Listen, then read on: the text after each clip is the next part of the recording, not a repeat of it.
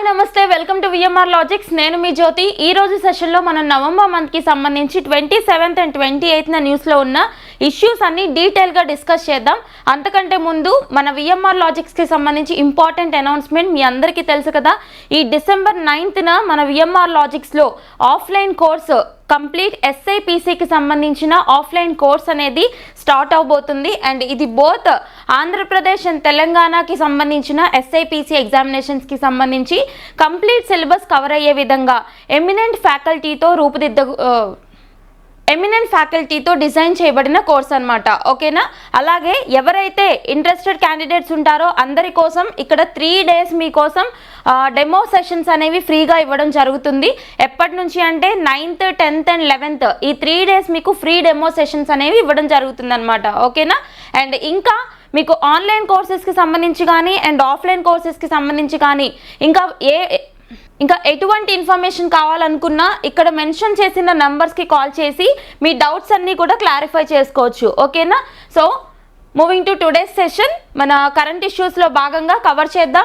First వచ్చేసి very important department of space టెక్నాలజీకి సంబంధించి. ఫర్ ఎగ్జాంపుల్ మనం కరెంట్ అఫైర్స్ చదువుకునేటప్పుడు ఒక్కొక్కటి కూడా ఏ ఆర్టికల్ మనకి జనరల్ స్టడీస్కి సంబంధించి ఏ సబ్జెక్ట్కి లింక్ అవుతుందో మనం చెప్తాము. ఇదే మన స్పెషాలిటీ అనమాట. ఓకే, అందులో భాగంగా ఈ ఆర్టికల్ చూడండి, మీకే అర్థం అవ్వాలి. ఇప్పటి వరకు మనం ఫాలో అయ్యే ఇప్పటి వరకు మన స్టూడెంట్స్ ఎవరైతే ఉంటారో మన క్లాసెస్ ఫాలో అయ్యే వాళ్ళు ఖచ్చితంగా న్యూస్ పేపర్ ఓపెన్ చేయగానే మీకు అక్కడ ఆర్టికల్స్తో పాటు మీ సిలబస్ పేపర్ కూడా కనిపిస్తూ ఉంటుంది. అదే మన యొక్క కరెంట్ అఫైర్స్ యొక్క స్పెషాలిటీ అనమాట. అర్థమవుతుందా?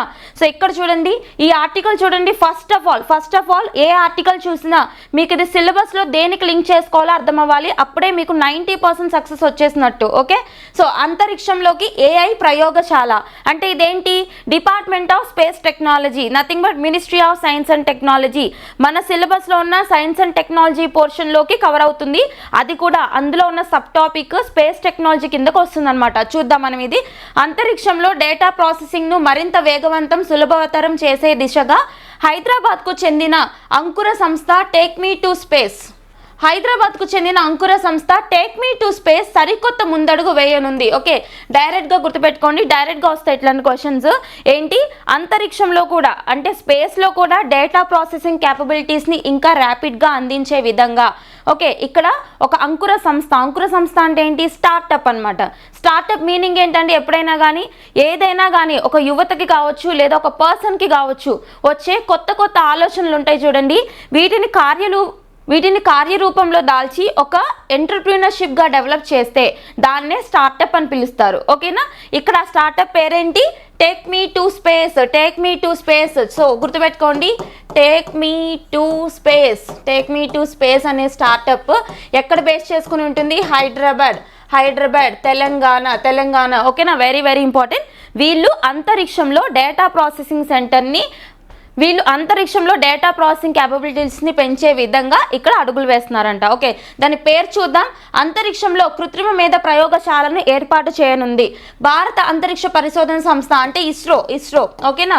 ఇస్రోకు చెందిన PSLV C60 మిషన్లో భాగంగా ఆర్బిటాల్ ఇన్ఫ్రాస్ట్రక్చర్ టెక్నాలజీ డెమాన్స్ట్రేటర్ పేరుతో ఈ AI ప్రయోగశాలను డిసెంబర్లో నింగిలోకి పంపనుంది. ఓకేనా? Very important. ఈ ఆర్టిఫిషియల్ ఇంటెలిజెన్స్ ప్రయోగశాల ఒక రీసెర్చ్ ల్యాబ్ అనమాట.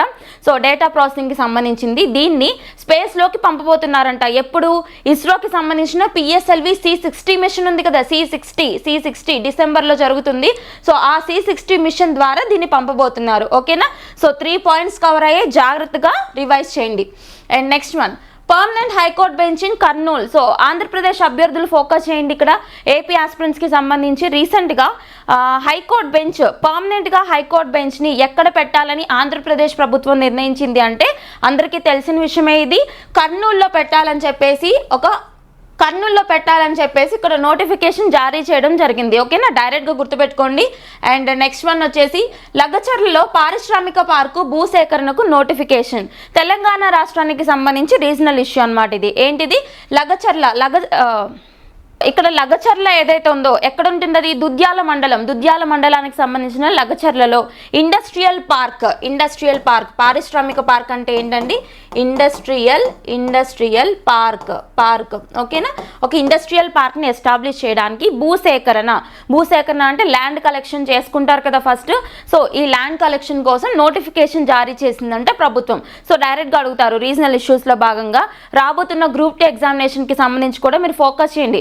ఎగ్జామినేషన్ వారం ముందు వరకు కూడా మీరు కరెంట్ అఫైర్స్ చదువుకోవాలి ఓకేనా. Very very important. సో ఇక్కడ ఏంటి లగచర్ల దుద్యాల మండలం అని గుర్తుపెట్టుకోవాలి. సో దీన్ని మనం ఇంకొక టాపిక్ కూడా లింక్ చేసుకోవచ్చు. అదేంటి అంటే మనకి ప్రీవియస్గా ఒక 3 months బిఫోర్ చూసుకుంటే లైక్ ఆగస్ట్ అరౌండ్ అట్లా చూసుకుంటే మనకు ఒక ఇష్యూ న్యూస్లో ఉంది. అదేంటి స్మార్ట్ సిటీస్.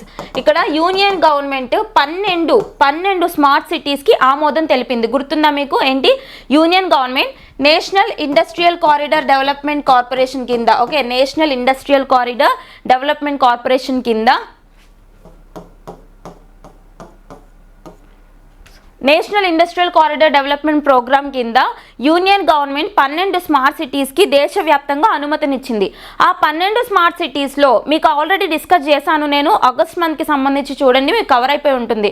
ఈవెన్ మన కరెంట్ అఫైర్స్ కోర్సులో కూడా ఆగస్ట్ మంత్కి సంబంధించి ఫోల్డర్ ఉంటుంది కదా, రిఫర్ చేయండి. కంప్లీట్గా మీకు నేషనల్ ఇష్యూస్లో కవర్ చేశాను నేను ఇది. మొత్తం 16 to 17 ఫోల్డర్స్ కవర్ చేస్తాం కదా, అందులో నేషనల్ ఇష్యూస్లో ఈ ఇష్యూ ఉంటుంది చూడండి. సో ఇక్కడ national industrial corridor development programme ఏదైతే ఉందో దాని కింద దేశవ్యాప్తంగా 12 స్మార్ట్ సిటీస్కి ఆమోదం తెలిపింది యూనియన్ గవర్నమెంట్.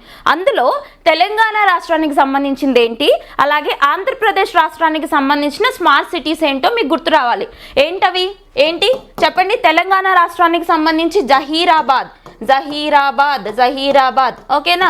నెక్స్ట్ ఆంధ్రప్రదేశ్ ఏపీకి సంబంధించి రెండు ఉన్నాయండి స్మార్ట్ సిటీస్ కింద. మొత్తం 12లో ఏపీకి సంబంధించి 2 శాంక్షన్ చేశారు. ఒక్కటి కొప్పర్తి, ఇంకొకటి ఓర్వకల్ ఓకేనా. ఈ 2 పేర్లు గుర్తుపెట్టుకోండి. అండ్ తెలంగాణ అభ్యర్థులు జహీరాబాద్ గుర్తుపెట్టుకోవాలి. మొత్తం ఎన్ని 12 స్మార్ట్ సిటీస్.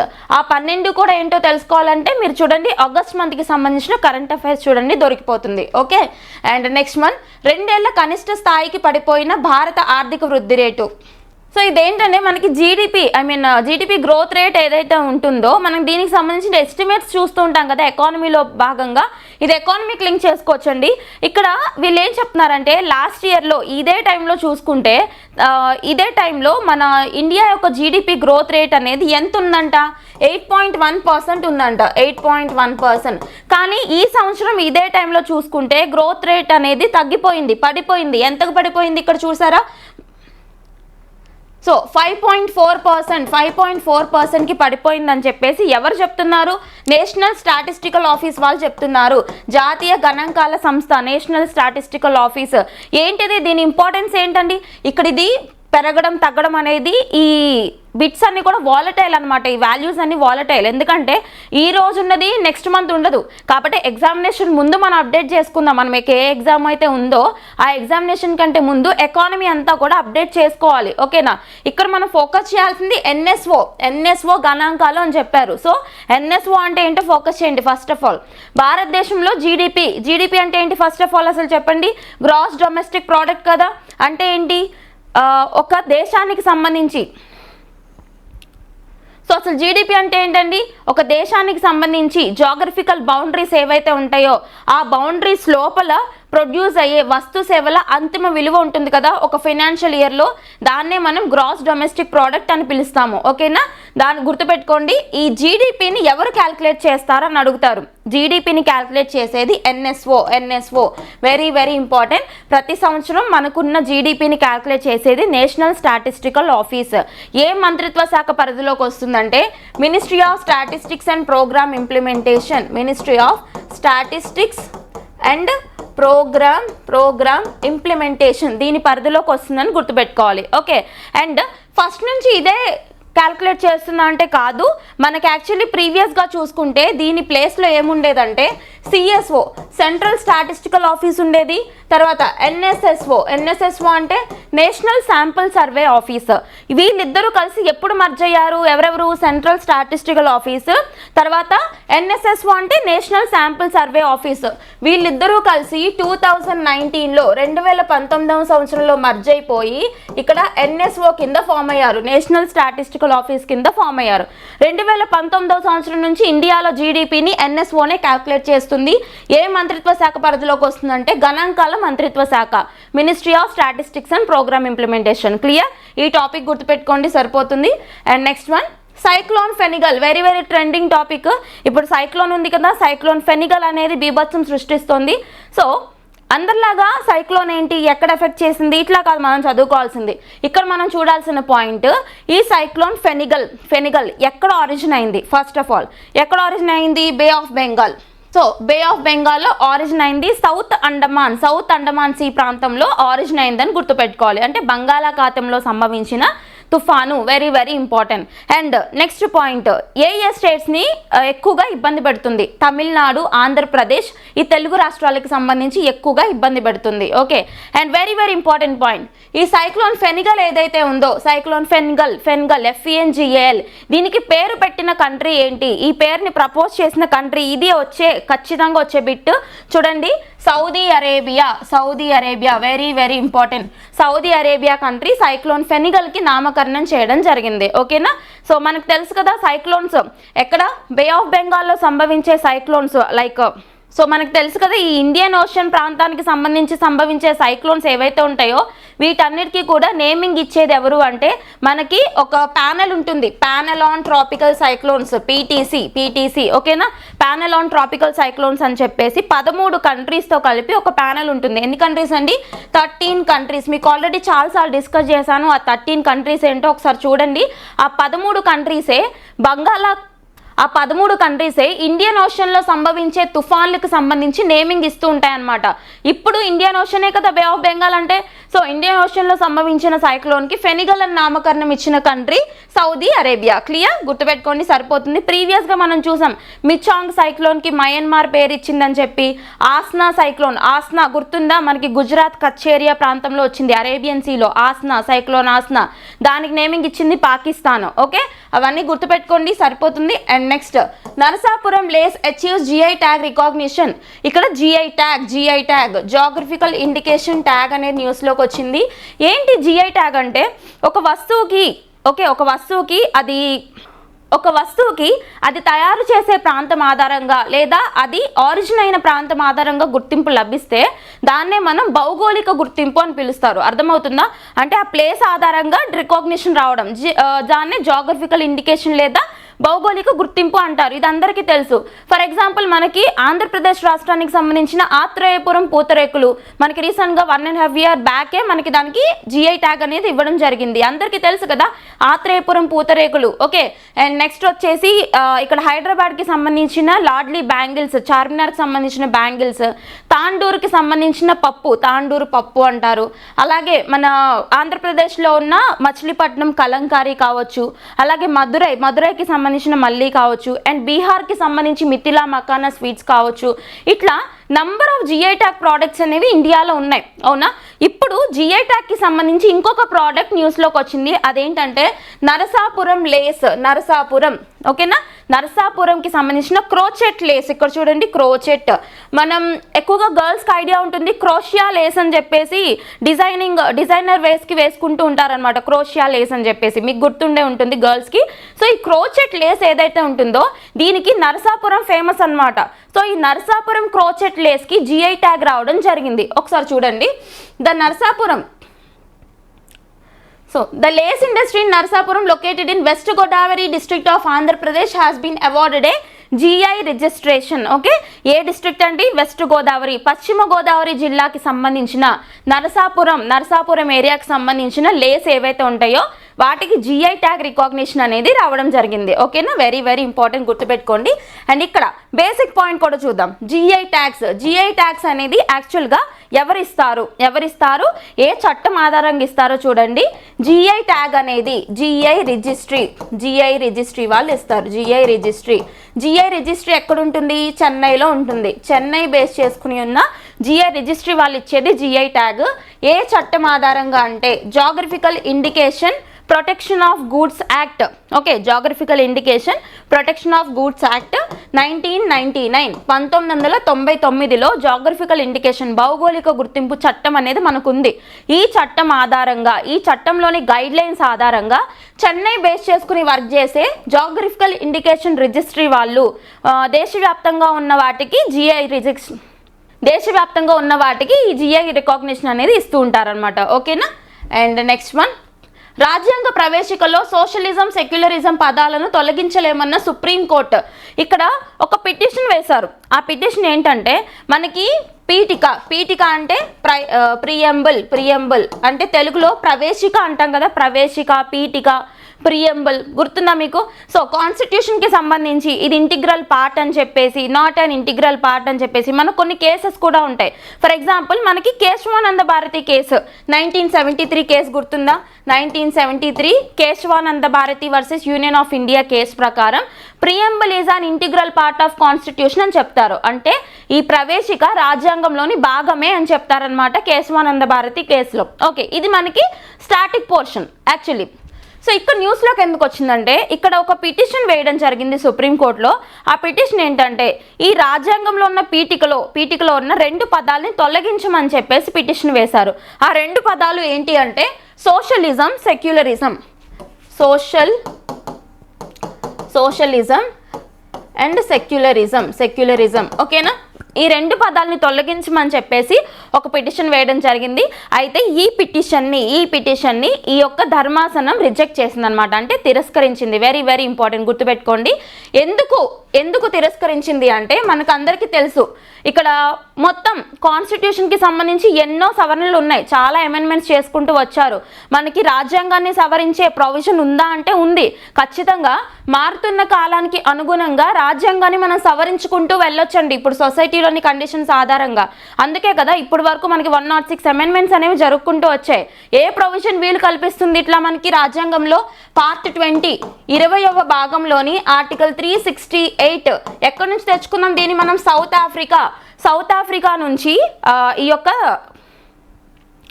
కాన్స్టిట్యూషనల్ అమెండ్మెంట్ ప్రొసీజర్ని మనం సౌత్ ఆఫ్రికా నుంచి బారో చేసుకున్నాం. ఆధార రాజ్యాంగం సౌత్ ఆఫ్రికా, అవునా?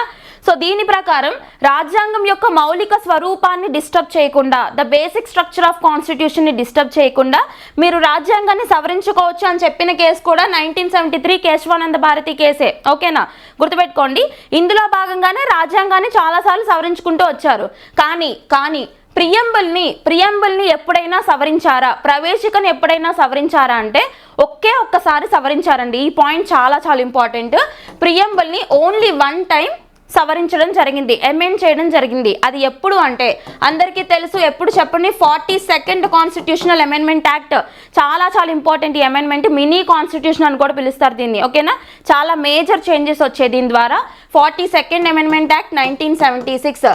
42వ రాజ్యాంగ సవరణ చట్టం 1976లో ఒక్కసారి ప్రవేశికను అమెండ్ చేశారు. ఇలా అమెండ్ చేసినప్పుడు ప్రవేశికలో జోడించిన పదాలు ఎన్ని అంటే 3 వర్డ్స్ని ఇంట్రొడ్యూస్ చేశారు ప్రియంబుల్లోకి. ఆ 3 వర్డ్స్ సోషల్, సెక్యులర్, ఇంకొకటి వచ్చేసి ఇంటిగ్రిటీ. ఈ 3 వర్డ్స్ గుర్తుపెట్టుకోండి, చాలా ఇంపార్టెంట్. సో ఆ 3 వర్డ్స్ సోషలిస్ట్, సెక్యులర్, ఇంటిగ్రిటీ అంటే సామ్యవాదం, లౌకికవాదం, తర్వాత సమగ్రత. ఈ 3 వర్డ్స్ని యాడ్ చేయడం జరిగింది. కాబట్టి ఇది రాజ్యాంగంలో ఉన్న ఒక ప్రొవిజన్ ఆధారంగానే మనం ప్రియంబుల్ని అమెండ్ చేశాం. కాబట్టి ఇది రాజ్యాంగాన్ని ఉల్లంఘించడం కాదు. అలాంటప్పుడు ఈ వర్డ్స్ని తీయడానికి అవసరం ఏముంది అని చెప్పేసి ఆ పిటిషన్ని ఇక్కడ రాజ్యాంగానికి సంబంధించిన ధర్మాసనం కొట్టివేయడం జరిగింది. కాబట్టి ఇక్కడ మనకి ప్రియంబుల్ న్యూస్లోకి వచ్చింది కదా, ఖచ్చితంగా ప్రియంబుల్ గురించి అడిగే ఛాన్స్ ఉంటుంది. తర్వాత కాన్స్టిట్యూషనల్ అమెండ్మెంట్కి సంబంధించి ఆర్టికల్ కావచ్చు, భాగం కావచ్చు, దానికి సంబంధించిన ఆధార రాజ్యాంగం కావచ్చు, దీని గురించి అడిగే ఛాన్స్ ఉంటుంది. తర్వాత ప్రియంబుల్ వీటికి సంబంధించి కేసెస్ ఉంటాయండి. మనం చాలాసార్లు డిస్కస్ చేసుకున్నాం ఆఫ్లైన్ క్లాసెస్లో, గుర్తుందా? పాలిటిక్స్ సంబంధించి మనం మన ఆఫ్లైన్ స్టూడెంట్స్కి కంప్లీట్ కేసెస్ ఇవ్వడం జరిగింది. నియర్లీ ఫండమెంటల్ రైట్స్లోనే మీకు 70 నుంచి 80 కేసుల వరకు కవర్ చేస్తామన్నమాట. ఓకే, గుర్తుపెట్టుకోండి. సో 1973 కేశవానంద భారతి కేసు గుర్తుపెట్టుకోవాలి ఇక్కడ. ఓకే, నెక్స్ట్ వన్, అమెరికా సైన్యం నుంచి ట్రాన్స్జెండర్ల తొలగింపు. ఇక్కడ ఏంటంటే అమెరికా సైన్యం డైరెక్ట్గా అడుగుతారు, రీసెంట్గా ట్రాన్స్జెండర్స్ ఎవరైతే ఉంటారో ట్రాన్స్జెండర్స్ని వారి సైన్యం నుంచి తొలగించాలి అన్న తీర్మానాన్ని ప్రపోజ్ చేసిన కంట్రీ ఏంటి అని అడుగుతారు. United states of America. మనకు తెలుసు కదా, యుఎస్ఏలో ఎలక్షన్స్ కంప్లీట్ అయ్యాయి, కొత్త గవర్నమెంట్ వచ్చింది. అక్కడ డొనాల్డ్ ట్రంప్ గారు 2వసారి ప్రెసిడెంట్గా ప్రమాణ స్వీకారం చేశారు. ఓకేనా, వెరీ వెరీ ఇంపార్టెంట్. సో ఈయన వచ్చిన తర్వాత చాలా చేంజెస్ తీసుకొస్తున్నారు. యాక్చువల్లీ ఈ proposal Donald Trump first time ప్రెసిడెంట్గా ఉన్నప్పుడు ఉంది. కాకపోతే అప్పుడున్న ప్రపోజల్ ఏంటి అంటే ఆల్రెడీ సైన్యంలో ఉన్న వాళ్ళని మినహాయించారు. కొత్తగా ఎవరు కూడా ట్రాన్స్జెండర్స్లు సైన్యంలోకి చేరకుండా అప్పట్లో నిషేధం విధించారనమాట. తర్వాత వచ్చిన బిడెన్ ప్రభుత్వం ఏదైతే ఉందో, జో బిడెన్ గారి ప్రభుత్వం ఈ యొక్క ఆర్డినెన్స్ని కొట్టివేసింది. కానీ ఇప్పుడు మళ్ళీ డొనాల్డ్ ట్రంప్ సెకండ్ టైం ఎప్పుడైతే డొనాల్డ్ ట్రంప్ మళ్ళీ పదవి చేపట్టడం జరిగిందో, ఇప్పుడు ఈయన తీసుకున్న రెజల్యూషన్ ఏంటంటే కంప్లీట్గా ట్రాన్స్జెండర్స్ మొత్తాన్ని కూడా సైన్యం నుంచి తొలగించాలి అని చెప్పి ఒక తీర్మానం తీసుకున్నారు. ఇలాంటి తీర్మానం వల్ల దాదాపు 15,000 మంది ట్రాన్స్జెండర్స్ మీద ఇది ప్రభావం చూపబోతుందంట. ఓకేనా, వెరీ వెరీ ఇంపార్టెంట్ ఇష్యూ, అడిగే ఛాన్స్ ఉంటుంది ఇంటర్నేషనల్ ఇష్యూస్లో భాగంగా. చూడండి next, India and UK have finalized a framework agreement to co-design and co-produce electric propulsion systems for future warships. Very very important. డిఫెన్స్కి సంబంధించి టెక్నాలజీ ఎన్హాన్స్మెంట్లో భాగంగా, అర్థమవుతుందా? డిఫెన్స్ రంగం, రక్షణ రంగానికి సంబంధించి టెక్నాలజీ ఎన్హాన్స్మెంట్లో భాగంగా ఇక్కడ ఇండియా వాళ్ళు ఏ కంట్రీతో ఇండియాకి సంబంధించిన వార్షిప్స్ ఉంటాయి కదా, యుద్ధ నౌకల్లో ఎలక్ట్రిక్ ప్రొపల్షన్ సిస్టమ్స్ని తీసుకురావడానికి ఇండియా వాళ్ళు ఏ కంట్రీతో ఒప్పందం కుదుర్చుకున్నారంటే ఇక్కడ కూడా, సో ఏ కంట్రీతో ఒప్పందం కుదుర్చుకున్నారంటే ఇక్కడ UK, United Kingdom. Very very important. నేవీకి సంబంధించి ఇండియన్ నేవీ, భారతదేశ నావికా దళానికి సంబంధించి సైనిక సామర్థ్యాన్ని పెంచాలి, ఓకేనా, రక్షణ రంగ సామర్థ్యాన్ని పెంచాలి అన్న ఉద్దేశంలో చేసుకున్న ఒప్పందం అనమాట. ఏంటి ఎలక్ట్రిక్ ప్రొపల్షన్ సిస్టమ్స్ ఈ వార్షిప్స్కి ఉండడం వల్ల బెనిఫిట్ ఏంటంటే, ఒకటి మెకానికల్గా లోడ్ అనేది తగ్గుతుంది, ఆ షిప్స్ మీద మెకానికల్గా లోడ్ అనేది తగ్గుతుంది. దానివల్ల ఈ వార్షిప్ యొక్క ట్యాంక్ కెపాసిటీ పెరుగుతుంది, అలాగే దీని యొక్క సామర్థ్యం పెరుగుతుంది అనమాట. ఓకేనా, వెరీ వెరీ ఇంపార్టెంట్, గుర్తుపెట్టుకోండి. And next one, Israel Hezbollah మధ్య కాల్పుల విరమణ ఒప్పందం. ఇక్కడ మనకు తెలుసు ఎప్పటి నుంచో ఇజ్రాయెల్ అండ్ ఇరాన్కి సంబంధించి వార్ జరుగుతూ ఉంది, అవునా? యాక్చువల్లీ ఇది ఆరిజిన్ అయింది ఇజ్రాయెల్ పాలెస్టైన్ ద్వారా ఆరిజిన్ అయింది. తర్వాత మధ్యలో ఇరాన్ వచ్చింది, తర్వాత ఇజ్రాయెల్ అండ్ ఇరాన్ వార్ జరిగాయి, మనం ఆల్రెడీ చూసాం. ఓకేనా, ఇక్కడ ఏం జరిగింది, ఇరాన్కి సంబంధించి సపోర్ట్ చేసే ఒక మిలిటెంట్ గ్రూప్ అనమాట, లెబనాన్ వేదికగా వర్క్ చేసే ఒక మిలిటెంట్ గ్రూప్ హెజ్బుల్లా గ్రూప్ అంటారు. ఓకేనా, ఈ హెజ్బుల్లా గ్రూప్కి సంబంధించిన లీడర్ నజ్రల్లాని అసాసినేట్ చేశారు. ఎవరు? ఇజ్రాయెల్ వాళ్ళు. ఇలా హెజ్బుల్లా లీడర్ నజ్రల్లాని అసాసినేట్ చేయడంతో అప్పుడు ఏం జరిగింది, ఇరాన్ వాళ్ళు పగ తీర్చుకునే దిశలో భాగంగా ఇజ్రాయెల్ మీద చాలా మిసైల్స్, నియర్లీ 180 మిసైల్స్ని ఒకేసారి ప్రయోగించడం జరిగింది. అప్పుడున్న ఇజ్రాయెల్కి సంబంధించి మనకు తెలుసు the strongest air defence system ఎవరికి ఉంది ప్రపంచంలో అంటే ఇజ్రాయెల్ అనే చెప్తారు, అవునా? సో ఇజ్రాయెల్ అంత స్ట్రాంగెస్ట్ ఎయిర్ డిఫెన్స్ సిస్టమ్ ఉండడం వల్ల, అలాగే యుఎస్ఏ సపోర్ట్ ఉండడం వల్ల ఈ మిసైల్ అటాక్స్ నుంచి పెద్దగా నష్టం చూడకుండా బయటపడింది అనమాట. గుర్తుపెట్టుకోండి, వెరీ వెరీ ఇంపార్టెంట్. ఇవన్నీ కూడా మనకి ఇంటర్నేషనల్ రిలేషన్స్లో కవర్ చేసుకుంటూ వచ్చాం. ఎవ్రీ మంత్ మనం చూస్తున్నాం మన కరెంట్ అఫైర్స్ కోర్స్లో చూడండి.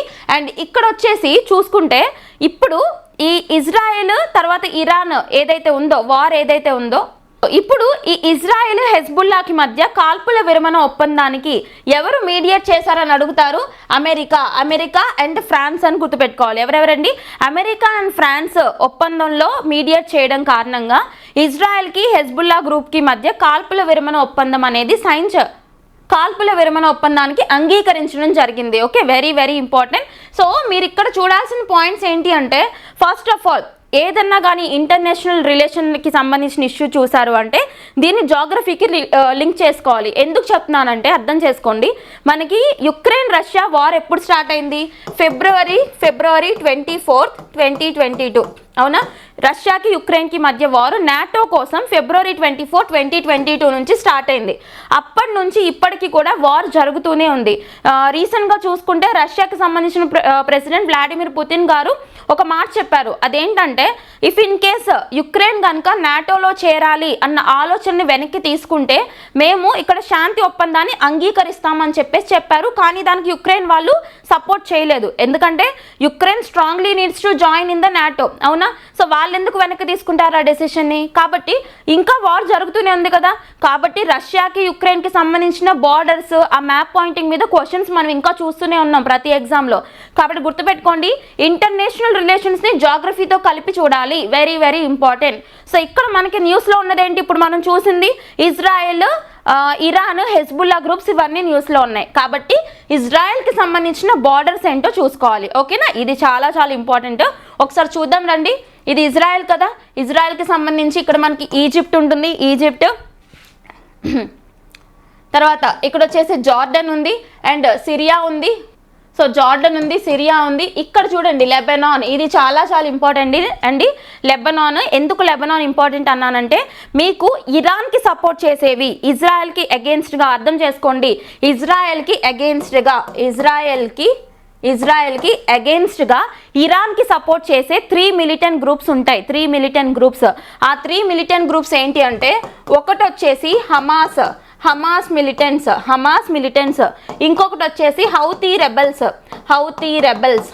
రెబెల్స్ వచ్చేసి వీళ్ళు ఎక్కడ కేంద్రంగా ఉంటారు అంటే Houthi rebel militant group Yemen country కేంద్రంగా ఉంటారు, యెమెన్ కంట్రీ. అండ్ మూడో వాళ్ళు వచ్చేసి ఇప్పుడు మనకి న్యూస్లో ఉన్న హెజ్బుల్లా. ఓకేనా? ఈ హెజ్బుల్లా గ్రూప్స్ ఎక్కడికి సంబంధించిన వాళ్ళంటే లెబనాన్కి సంబంధించిన వాళ్ళు. లెబనాన్ ఎక్కడుంది చూసారా మ్యాప్ పాయింటింగ్లో? కరెక్ట్గా ఈ యొక్క ఇజ్రాయెల్కి నార్దర్న్ పోర్షన్లో లెబనాన్ ఉందన్నమాట. ఓకే, సో ఫోకస్ చేయండి. ఈ 3 మిలిటెంట్ గ్రూప్స్, ఈ 3 ఇరాన్కి సపోర్ట్ చేస్తాయి అంటే ఇజ్రాయెల్కి ఆపోజిట్గా ఉంటాయి అన్నమాట. క్లియర్? అండ్ ఇక్కడ చూడండి హౌతీ రెబెల్స్ గుర్తున్నారా? యెమెన్ కేంద్రంగా వర్క్ చేస్తారు హౌతీ రెబెల్స్ అని చెప్పాం కదా. వీళ్ళు ఆల్రెడీ న్యూస్లో ఉన్నారు. ఎలా? రెడ్ సీ ప్రాంతం, ఎర్ర సముద్రం ఏదైతే ఉందో ఆ ప్రాంతంలో ఇజ్రాయెల్ గుండా వెళ్ళే, సో ఆ ప్రాంతంలో ఇజ్రాయెల్ వైపు వెళ్ళే ఓడలు ఏవైతే ఉంటాయో, ఈ మర్చెంట్ షిప్స్ కావచ్చు, ఈ షిప్స్ అన్నిటిని కూడా అడ్డుకుంటూ న్యూస్లోకి వచ్చారు. గుర్తుందా మీకు ఇదంతా? సో గుర్తుపెట్టుకోండి, వెరీ వెరీ ఇంపార్టెంట్. ఇక్కడ చూసుకుంటే ఇజ్రాయెల్కి వెస్ట్రన్ పోర్షన్లో మెడిటరేనియన్ సీ ఉంటుందండి, మధ్యధరా సముద్రం ఉంటుంది. అండ్ ఇక్కడ చూసుకుంటే డెడ్ సీ ఉంటుంది, డెడ్ సీ. ఓకే, ఒకసారి మ్యాప్ పాయింటింగ్ చూడండి, ఖచ్చితంగా ఇలాంటి క్వశ్చన్స్ వస్తాయి. నెక్స్ట్, రాజ్యాంగాన్ని మోసగించడమే. ఇక్కడ ఇండియన్ కాన్స్టిట్యూషన్కి సంబంధించి ఇంకొక ఆర్టికల్ కవర్ అయింది. ఏంటంటే ఈ ఆర్టికల్ మన మ్యూచువల్ బెనిఫిట్స్ కోసం. సో ఈ ఆర్టికల్ ఏంటంటే మన పర్సనల్ బెనిఫిట్స్ కోసమో లేదంటే రిజర్వేషన్స్ని ఇంప్లై చేసుకోవడం కోసమో ఈ రిలీజియన్ కన్వర్షన్ అనేది చేసుకోకూడదు. మనకి నిజంగా ఆ మతం మీద విశ్వాసం ఉంటే తప్ప, రిలీజియస్ కన్వర్షన్ చేసుకోవచ్చు. ఎందుకంటే ప్రతి ఒక్కరికి కూడా ఫ్రీడమ్ ఆఫ్ రిలీజియన్ అనేది ప్రొవైడ్ చేస్తుంది మన ఇండియన్ కాన్స్టిట్యూషన్లోని. ఫండమెంటల్ రైట్స్ ఎన్నో భాగంలో ఉంటాయి? పార్ట్ 3లో ఫండమెంటల్ రైట్స్ ఉంటాయి కదా, ప్రాథమిక హక్కులు. అందులో మనకి ఎక్కడి నుంచి ఎక్కడి వరకు ఉంటాయండి? ఆర్టికల్స్ 12 నుంచి 35 వరకు ఉన్నాయా? అందులో ఫ్రీడమ్ ఆఫ్ రిలీజియన్ ఉంది కదా, గుర్తుందా? 25 to 28 ఫ్రీడమ్ ఆఫ్ రిలీజియన్ గురించి చెప్తారు మనకి. ఓకేనా? అంటే ఎవరైనా వాళ్ళకి నచ్చిన రిలీజియన్ని పాటించవచ్చు, ప్రొఫెస్ చేయొచ్చు అని చెప్పేసి ఉంటుంది మనకి. అవునా? సో దీంట్లో భాగంగా ఎవరైనా వాళ్ళకి నచ్చిన రిలీజియన్ని స్వీకరించవచ్చు. కానీ ఇక్కడ ఒక పాయింట్ గుర్తుపెట్టుకోండి, ఆ రిలీజియన్ని స్వీకరించడం అనేది మన యొక్క మత విశ్వాసం మీద ఆధారపడి ఉండాలే తప్ప ఆ మతాన్ని స్వీకరించడం వల్ల మనకు వచ్చే రిజర్వేషన్ బెనిఫిట్స్ కోసమో లేదంటే ఇతరత్ర ఈ యొక్క మ్యారేజ్కి సంబంధించిన బెనిఫిట్స్ కోసమో మతాన్ని స్వీకరించడం అనేది రాజ్యాంగాన్ని అవమానించడం, అలాగే రాజ్యాంగాన్ని ఉల్లంఘించడం అవుతుంది అని చెప్పేసి రీసెంట్గా సుప్రీంకోర్టుకి సంబంధించిన ఒక జడ్జ్మెంట్ అనేది రావడం జరిగింది. ఓకేనా? వెరీ వెరీ ఇంపార్టెంట్, గుర్తుపెట్టుకోండి. ఇదేంటంటే కొంతమంది క్రిస్టియన్ ఎవరైతే ఉన్నారో ఆ క్రిస్టియన్ కొన్ని రిజర్వేషన్స్ కోసం హిందూ మతాన్ని తీసుకోవడం జరిగిందనమాట. సో ఇలా హిందూ మతాన్ని తీసుకోవడం అనేది ఆవిడ రిజర్వేషన్స్ కోసం చేశారు యాక్చువల్లీ. సో ఇలా చేయడం అనేది ఇక్కడ రాజ్యాంగాన్ని ఉల్లంఘించడం అవుతుంది. మీ మత విశ్వాసం కోసం మీరు చేసుకోవచ్చు, అకార్డింగ్ టు ఆర్టికల్ 25 నుంచి 28 వరకు ఉన్నాయి మనకి ఫ్రీడమ్ ఆఫ్ రిలీజన్ అని చెప్పి, మత స్వేచ్ఛ అని చెప్పి. ఓకే, ఈ పాయింట్స్ ఫోకస్ చేయండి. అలాగే ఇక్కడ మనం ఒక కేసు కూడా గుర్తుపెట్టుకోవచ్చండి, మీకు ఆల్రెడీ మనకి అందరికీ తెలిసే ఉంటుంది. సరళా ముగ్దల్ కేసు ఐడియా ఉందా? సరళా ముగ్దల్ కేసు 1995. ఓకే, సరళా ముగ్దల్ కేసు ఏంటి అంటే అక్కడ మ్యారేజ్ బెనిఫిట్స్ కోసం హస్బెండ్ ఎవరైతే ఉన్నారో ఈ హస్బెండ్ ముస్లిం మతాన్ని స్వీకరించడం జరుగుతుంది. అంటే సెకండ్ మ్యారేజ్ చేసుకోవడం కోసం ముస్లిం మతాన్ని స్వీకరించడం జరుగుతుంది. ఇలా చేసినప్పుడు కోర్టు ఏం చేస్తుందంటే పర్సనల్ బెనిఫిట్స్ కోసం, మ్యారేజ్ బెనిఫిట్స్ కోసం, లేదు అంటే ఇటువంటి రిజర్వేషన్ బెనిఫిట్స్ కోసం మతాన్ని మార్చుకోకూడదు అని చెప్పిన కేసు అనమాట. చాలా చాలా ఇంపార్టెంట్ ఇండియన్ కాన్స్టిట్యూషన్ చదివేటప్పుడు. Sarla Mudgal versus union of India case of 1995 ఈ కేసుని, అలాగే రాజ్యాంగంలోని ఈ ప్రొవిజన్స్ని మీరు లింక్ చేసుకోవాలి ఈ ఆర్టికల్కి. ఓకేనా? అండ్ నెక్స్ట్ వన్ వచ్చేసి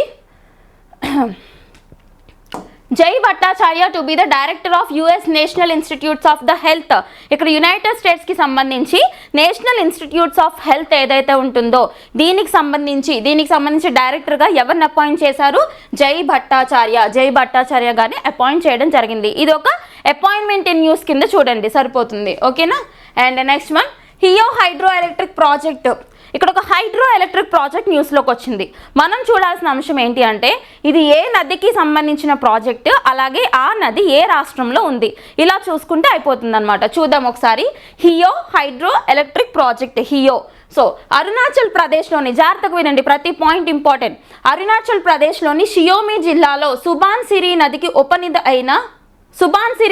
ఉపనది అయిన హియో నదిపై హియో జల విద్యుత్ ప్రాజెక్ట్ 1939 కోట్లతో నిర్మించడానికి ప్రధానమంత్రి అధ్యక్షతన సమావేశమైన ఆర్థిక వ్యవహారాల మంత్రివర్గ సంఘం ఆమోదం తెలిపింది. ఓకేనా? అన్ని పాయింట్స్ కవర్ అయ్యాయి కదా ఈ పాయింట్లో. ఏంటంటే Heo hydro electric project. First of all ఈ ప్రాజెక్ట్ అనేది ఏ నదికి సంబంధించిన ప్రాజెక్ట్? ఏంటది? సుబాన్సిరి నదికి ఉపనది అంటే ట్రిబ్యూటరీ అనమాట. ట్రిబ్యూటరీ అయిన హియో నది ఏ నదికి ట్రిబ్యూటరీ అని అడగొచ్చు ఇప్పుడు ఇండైరెక్ట్ గా. ఏ నది? సుబాన్సిరి రివర్ అనమాట. ఓకే, అండ్ ఈ ప్రాజెక్ట్ ఏ రాష్ట్రానికి సంబంధించిన ప్రాజెక్ట్ అంటే అరుణాచల్ ప్రదేశ్ రాష్ట్రానికి సంబంధించిన ప్రాజెక్ట్ అని గుర్తుపెట్టుకోవాలి. ఓకేనా? వెరీ వెరీ ఇంపార్టెంట్, ఫోకస్ చేయండి. అండ్ మనకి రీసెంట్గా అరుణాచల్ ప్రదేశ్ కూడా న్యూస్లో ఉంది. మీకు ప్రీవియస్ క్లాసెస్లో చూస్తే ఒక కాన్సెప్ట్ చెప్పాను నేను. అదేంటంటే అరుణాచల్ ప్రదేశ్కి సంబంధించి ఇప్పుడు ప్రెసెంట్ స్టేట్ ఫినాన్స్ కమిషన్స్ ఉన్నాయి కదా, రాష్ట్రాలకు సంబంధించిన ఆర్థిక సంఘాలు, మీకు ఆల్రెడీ చెప్పాను నేను. ఓకేనా? ఈ స్టేట్ ఫినాన్స్ కమిషన్స్ భారతదేశంలో ఉన్న అన్ని రాష్ట్రాల్లో ఉన్నాయి except Arunachal Pradesh as of November అనేసి మీకు ఆల్రెడీ డిస్కస్ చేయడం జరిగింది. ఓకే, గుర్తుపెట్టుకోండి, very very important state Arunachal Pradesh. Next global cooperative conference 2024. ఇక్కడ కోఆపరేటివ్స్ నథింగ్ బట్ సహకార సంఘాలు, వీటికి సంబంధించిన కాన్ఫరెన్స్ ఏదైతే ఉందో 2024 కాన్ఫరెన్స్. సో ఇప్పుడు ఇది న్యూస్లోకి ఎందుకు వచ్చింది అంటే వెరీ వెరీ ఇంపార్టెంట్.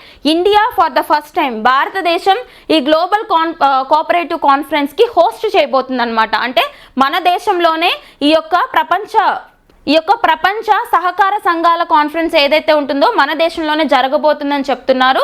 సో గుర్తుపెట్టుకోండి, very very important. Ministry of cooperatives పరిధిలోకి వస్తుందండి, మినిస్ట్రీ ఆఫ్ కోఆపరేటివ్స్. సో వాళ్ళే ఆర్గనైజ్ చేస్తారనమాట.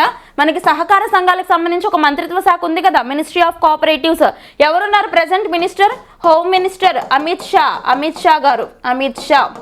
సో అమిత్ షా గారి కింద 2 మినిస్ట్రీలు ఉన్నాయి, ఒకటి హోమ్ మినిస్ట్రీ, ఇంకొకటి కోఆపరేటివ్ మినిస్ట్రీ. గుర్తుపెట్టుకోవాలి, వెరీ వెరీ ఇంపార్టెంట్. ఓకేనా? సో ఇక్కడ చూడండి, ఇక్కడ అయితే ఈ కాన్ఫరెన్స్లో ఒక ఇంపార్టెంట్ ఇష్యూని లాంచ్ చేయబోతున్నారు. అదేంటంటే ఇప్పుడు యునైటెడ్ నేషన్స్ వాళ్ళు ప్రతి సంవత్సరం ఒక థీమ్ అనేది పెట్టుకుంటారు. థీమ్ అంటే ఇప్పుడు for example international year of millets అని చెప్పేసి యుఎన్ వాళ్ళు 2023ని పెట్టుకున్నారు మిల్లెట్స్కి సంబంధించి. ఓకే, చిరుధాన్యాలకు సంబంధించి. ఏ సంవత్సరం? 2023. అలాగే international year of camelids, CAMELIDS, international year of camelids అని చెప్పేసి యుఎన్ వాళ్ళు 2024ని పెట్టుకున్నారు. అలాగే ఇప్పుడు ఇంటర్నేషనల్ ఇయర్ ఆఫ్ కోఆపరేటివ్స్ అని చెప్పేసి 2025 సంవత్సరాన్ని పెట్టుకోబోతున్నారు. ఇది ఎక్కడ లాంచ్ చేస్తారంటే అఫీషియల్ గా ఇండియాలో జరగబోయే కోఆపరేటివ్ అలయన్స్ ఈ యొక్క కాన్ఫరెన్స్ ఏదైతే ఉందో ఇక్కడ లాంచ్ చేస్తారంట, ఓకేనా. అండ్ ఇప్పుడు జరగబోయే ఈ కోఆపరేటివ్ కాన్ఫరెన్స్కి థీమ్ ఏంటి అంటే, థీమ్ అంటే ఇతివృత్తం అడుగుతారు కదా, చూడండి. Cooperatives build prosperity for all, cooperatives build prosperity for all, very very important, గుర్తుపెట్టుకోండి. అంటే సహకార రంగాలతోనే మన యొక్క ప్రాస్పెరిటీ అనేది పెరుగుతుంది అని చెప్పేసి దీని యొక్క ఇతివృత్తం అనమాట. ఆల్రెడీ దీనికి ఒక ఎగ్జాంపుల్ ఉంది ఇండియాలో, ఏంటది, milk dairying sector is the largest cooperative sector, అవునా, very very important. Amul Anand milk union limited ఉంది కదా, అది కోఆపరేటివ్ సెక్టర్ అనమాట, ఓకే.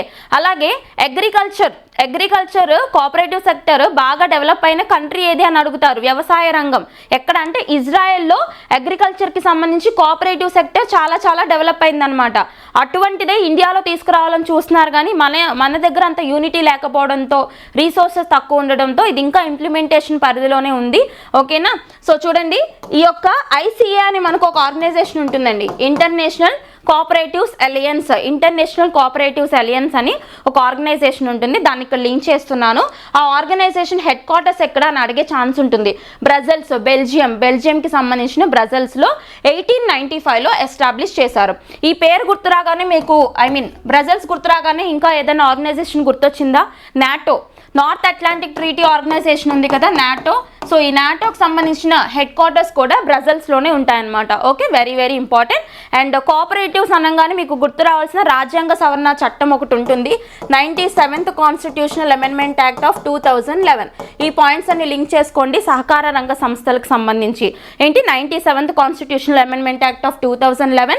అలాగే కోఆపరేటివ్స్ భారత రాజ్యాంగంలోని ఏ ఆర్టికల్ పరిధిలోకి వస్తాయని అడిగితే 19 clause 1 subclause C, ఓకే.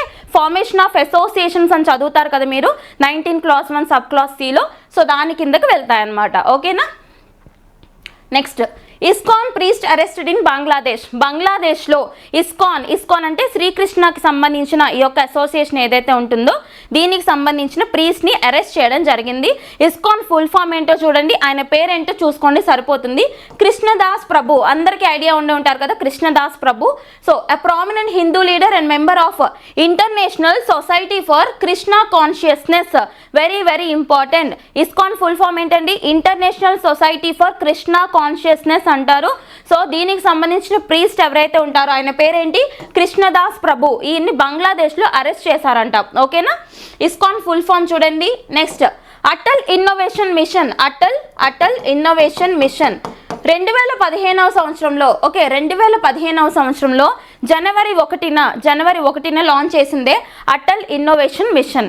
దేనికి సంబంధించింది ఈ అటల్ ఇన్నోవేషన్ మిషన్ అంటే, భారతదేశంలో స్టార్టప్స్ అంటే మీకు ఆల్రెడీ చెప్పాను కదా, అంకుర పరిశ్రమలకి ప్రోత్సాహకం అందించే విధంగా నీతి ఆయోగ్ వాళ్ళు లాంచ్ చేసిందే అటల్ ఇన్నోవేషన్ మిషన్. దీనికి ఎవరి పేరు పెట్టారంటే అటల్ బిహారీ వాజ్పేయి గారి పేరు మీద లాంచ్ చేయడం జరిగింది, ఓకేనా, స్టార్టప్స్ కోసం. ఇప్పుడు ఇది మళ్ళీ న్యూస్లోకి ఎందుకు వచ్చింది అంటే, అటల్ 2.0 వర్షన్ అనేది మళ్ళీ లాంచ్ చేశారు. అంటే ఈ అటల్ ఇన్నోవేషన్ మిషన్నే మళ్ళీ పొడిగిస్తున్నారంట, ఎప్పటి వరకు, 2028 మార్చ్ 31 వరకు అటల్ ఇన్నోవేషన్ మిషన్ని 2750 కోట్ల నిధుల్ని శాంక్షన్ చేసి పొడిగిస్తున్నామనేసి చెప్తున్నారు, ఓకే.